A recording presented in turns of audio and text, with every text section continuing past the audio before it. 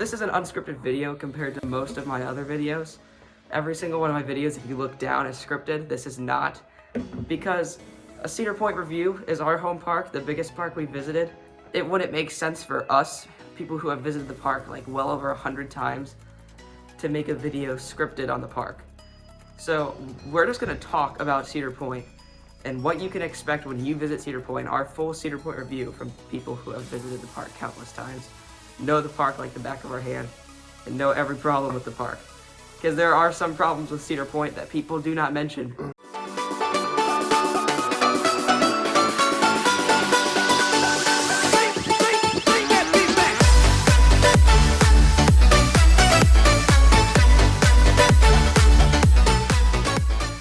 There are some problems with Cedar Point that people do not mention. Well, maybe that's a good place to start. I know lately on on social media, Cedar Point's been getting a lot of hate. Or I don't know if it's hate, but like what's wrong with Cedar Point or. And part of the reason is crowds, and part of the reason is management, and then another part of the reason is just the direction they're going. I mean, Cedar Point is not a bad park, no matter how much hate it seems to get. It's just because it's not going in the direction they want. Like all the thrill riders want more Steel Vengeances, but they're actually spreading out their bell curve to get more people by satisfying all genres of fans. Which is both good but bad, because they're kind of taking that turn a little too quickly, I think. Because then the management isn't like catching up with how the park is turning. It's definitely good for them money-wise. It's bad for like me personally because I'm a thrill rides person. I don't go to Cedar Point to ride Linus's turntable or whatever it is and get steak. Not that it's bad, but like, you know what I mean. It's good, but also management, I feel, since 2019 especially, 2019 was like peak operations of Cedar Point, and since then, it's been going downhill. I've noticed that. If you look at Queue Times, which is our little like website we like to use, you'll notice like either half the rides are closed or they all have over 2-hour waits. Yeah, so there's like no in between with the park. That's kind of a problem with everybody though. Like no matter where you go, it's hard to get good employees in this time. Except like parks like Silver Dollar City will have older people operating the rides.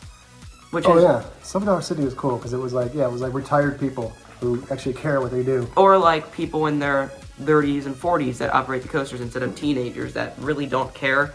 Like we noticed that with Kennywood too when we visited, that it was just operators who did not care. They did not want to be there, you could tell, because they were going as slow as they possibly could operating the ride. Yeah, they were just counting out the hours till the shift was over. Which happens at Cedar Point sometimes, but also sometimes Cedar Point has good operations. Yeah, they do. Especially like Gatekeeper and Steel Vengeance, every time you go up there, they're just like running. And Raptor, Magnum. Trying to get people through. Then all the aero coasters like Gemini and Iron Dragon and Corkscrew, they run very slow. So it's almost just like luck of the draw. Like I feel like operations at Kings Island, you're guaranteed to have a good time at Kings Island because of those operations. Yeah, it does seem better, Kings Island, doesn't it? You can go to Kings Island and know that you'll get on every coaster there in 12 hours. But is that because they don't get as many people as Cedar Point gets, or is it? I don't think so, because Kings Island still gets a crap ton of people. We've seen Kings Island really busy. Yeah. Kings Island, I feel, has more or less crowded days, but also busier crowded days. I know at Holiday Weekends on a Saturday at Cedar Point, there's a line for the bathroom. There's a line. We waited an hour for like pizza once. Yeah. And on days like that, you just gotta know what days are all Saturdays are bad usually. And then Kings Island is fine, but let's get off of operations for a little bit. Like let's just like talk about the areas of the park and how the park feels when you. Well, I guess before we get to that, I would go back to on how the park is expanding. I know it's a good idea for them to get everything, not just get thrill rides, get restaurants and update their bathrooms. But I remember, I think it was 2019, when Tony Clark said our next new thing will be better than Steel Vengeance. Do you remember him saying that? I do remember him saying that. And that got all the thrill people pumped. Like, how are you going to top Steel Vengeance? And that was in 19, I think. And that was a long time ago. And then 19, it was just like Forbidden Frontier. Yeah, their new thing, or the boat. The boat. And then they added a crap ton of restaurants. Like Farmhouse, really good addition. Because Cedar Point is definitely needing new restaurants, and they know that, so they're adding a crap ton of them. Which is fine, but don't say our next edition is going to be top Steel Vengeance if it's not. Unless he meant towards families, because I know a lot of people hate the Boardwalk expansion because it's not a 500-foot T-Rex. But they really needed that Wild Mouse coaster in that new section. Yeah, I'm looking forward to seeing it and pull some of the families into that section and out of the Steel Vengeance line. So the overall park feel, yeah, like I was just talking. You know, we've been to a lot of amusement parks, and it's probably because it's my home park. But every time I get, like after a whole summer of doing all these other parks, you walk into Cedar Point, you're just like, It's like it's a different feel compared to every other park. I don't know if it's because location or just the amount of rides in that park it's just and just how the buildings are. The paths make sense. You know, everything makes sense. I don't know. It's just it's a very well designed park. Feels better. The main entranceway is fantastic with Gatekeeper flying over it. It gets you like excited for what's to come in the day. Yeah, and then they got like the ice cream shops there and the French Quarter. So like on your way out, really all the facilities you need are like right in a row compared to some other parks. Like even Kings Island, really. Like the bathrooms are off to the side in some areas. There's not even a bathroom in Rivertown, I don't think.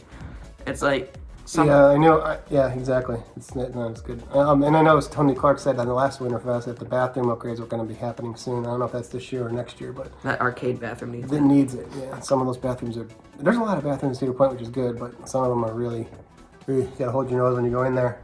What you can expect going to Cedar Point is good food as well. Like the food at Cedar Point now compared to before, there are some food spots that are bad, like Stockade Refreshments and some of the stuff in Frontier Town's pretty bad.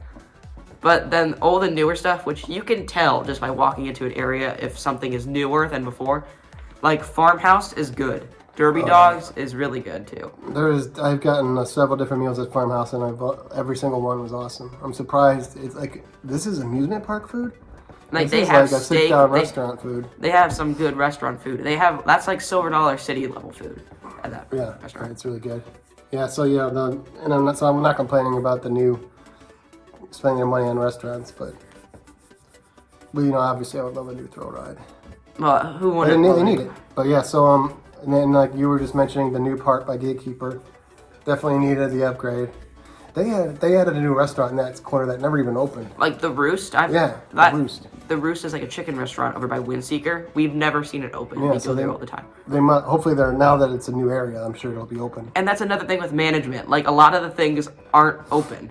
You'll notice a lot of the restaurants that I know, Beach Cliff Studios love to mention the Wild Turnip restaurant is like never open. Oh, the vegan one? The vegan restaurant's never open. But then there's other sections of the park too. Like Millennium Midway is a little under the standard that it was set from the beginning of the park. Gemini Midway I think is good. Frontier Town is probably everyone's favorite section just because. I like the little big umbrellas in Gemini Midway, the big discs. And the lights that shine down. Yeah, that's another thing that a lot of people don't mention when you go to Cedar Point. Most people visiting Cedar Point are families, and they need to mention the nightlife of Cedar Point. At Cedar Point at night is a totally different park, just because most of the time Cedar Point's open past 10 in the summer. Mm-hmm. Like on weekends, I think it's open till midnight, unless they change that. No, it is. Cedar Point nights on the beach has like a crap ton of games, and I think they have light shows and music and fireworks. You could spend hours on the beach doing all the stuff that they have. And then, of course, just the park itself with all the lights. Every single roller coaster has a different lighting package. Jet skiing, you can rent boats. There's Big so Jenga, much. There's a bunch of bars. There's so much to do other than volleyball, horseshoes. So much to do other than just the rides at Cedar Point. The nightlife, the beach, the water park, which the water park at Cedar Point isn't as great as like the Kings Island Soak City, but also it's right on the beach. You can see like not the ocean. You can see Lake Erie. It's a great vacation spot. Like if you live in Wisconsin, you come down here for 2 nights, 3 days, you'll never be bored. There's definitely plenty to do with the beach and the water park and the dry rides and the restaurants. You know? Yeah, and of course we can't mention Cedar Point without mentioning the ride lineup. Like I even noticed this at Kings Island. After a while at Kings Island, you will get bored of some of the coasters there. They're all good. Mystic Timbers, Diamondback, Orion, they're all good. But if you ride them like 4 times and then you circle around, we had Fastlane at Kings Island. We had Fastlane at Kings Island in 2021. One day, and we were bored. We were like, what do we do now? At like 5 o'clock, we were like, we've done everything we want to do. We've done everything 5 times. What can we do? So we're at Cedar Point. Every single ride, even like the bad rides of Cedar Point, are okay. Like Gemini's okay, Magnum's Gemini's fun if you do the dollar game. Yeah, Iron Dragon's good. Everything except for like Corkscrew, Mine Ride, everything's good. So we never really get bored at Cedar Point, even if we have Fastlane and ride everything 4 times, because it's always like a new experience there. Even with Fastlane, you're waiting nowadays. Yeah, it's that's true. Like a Fastlane on Steel Evidence is 20 minutes. Which also 20 minutes compared to 2 hours. Well, I know, but it's still you're waiting. You're not riding like at Kings Island, Diamondback, Fastlane is walk on, really, or Orion. I'm sure I've mentioned this before, but I still think Cedar Point needs a good like flippy flat ride, like a top spin or something that inverts a lot, because we had Witch's Wheel, but now that's gone for a restaurant. Like what Kings Island's getting? Kings Island's getting Soul Spin. We just uploaded a construction update on that. Yeah. I think what part of the park is your favorite part? Is it the back, or is it the front, or is it the Millennium? It depends on the day. Like, sometimes I prefer the theming over the rides, but sometimes I prefer the rides over the theming. So I would say probably just main midway, because it captures everything you need. I like how you can spend, like if you go into the back to do like Maverick and Steel Vengeance and eat, you're back it feels like a different part. It feels like a different park. Because then you go to the front, you're like, wow, this is the same place, but it's like a completely different feel. So it's kind of it's cool when you're spending 4 hours in the back doing all this stuff, and then you come up to the front, you're like, whoa. And I feel like pricing. Forgot Magnum was here. I feel like pricing is reasonable. Yeah, some days we forget there's certain rides in the park, like with how many rides there are. But I feel like pricing is reasonable, except for Fastlane price is a little much. Yeah, we always get the food and drink on the season pass, and it pays for itself. Like for us it does, because we go, I don't know, like 7-8 times a year maybe. If you're a regular, I would get the Platinum Pass or even just a Gold Pass if you just go to Cedar Point with food and drink. The drink one's like $30. I mean, that's and you like get 5 drinks and you pay for it. That's a no-brainer. And the food I think is $150, so that's like. It's pricier, but it's 7 also meals. worth it, because like. And you get 2 a day. Like a farmhouse meal is $20, so if you get the free meals every day, then. And the farmhouse meal is good. You'll be full, and it's not junk. Well, if you're out of state, you probably need more than 1 day. Oh yeah, for sure. Especially if you don't have Fastlane. If you have Fastlane, you can probably deal with 1 day. If you want to pump it through, but.